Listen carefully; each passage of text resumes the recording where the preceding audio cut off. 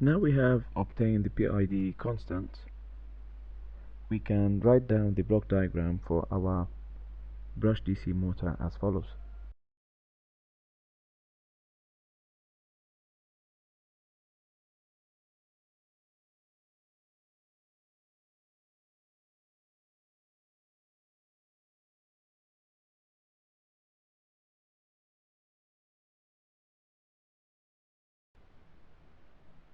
In the previous lectures we have learned how to convert or discretize the motor or the plant transfer function from the S to the Z domain using the zero order hold method. We will continue to do so, but how are we going to convert the controller from the S to the Z domain? The mapping from the S to the Z domain for the controller will be done by the bilinear transformation, or what we call the Tustin method.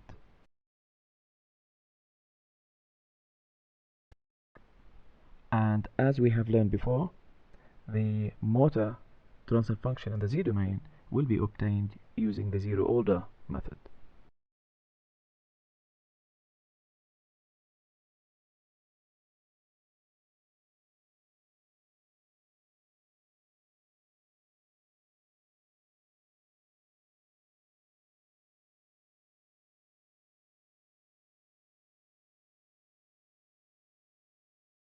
Let us see how this is done in Matlab.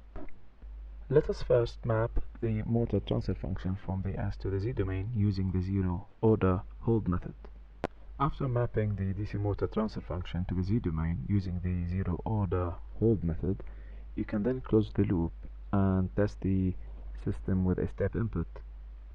This will allow you to see how the motor behaves without a PID controller.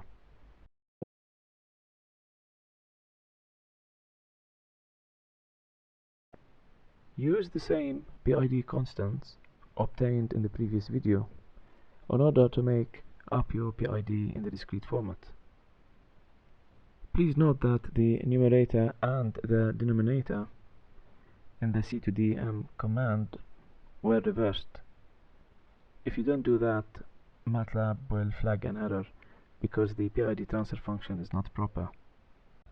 In control theory, non-proper transfer functions mean the degree of the numerator does exceed the degree of the denominator. You need now to obtain the feed-forward path transfer function comprising of the controller and the motor transfer function in the Z domain, and then close the loop. You can then apply a step input to see how the system responds.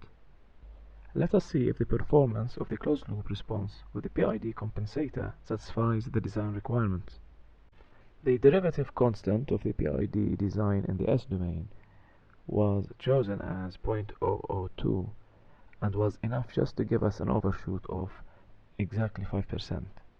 After mapping the system from the S to the Z domain, we found that the derivative constant need to be slightly tuned.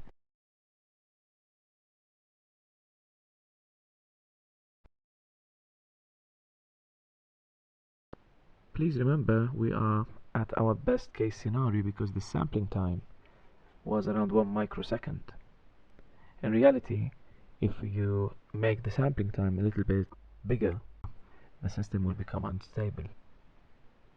Methods for addressing such issues will be discussed in later videos.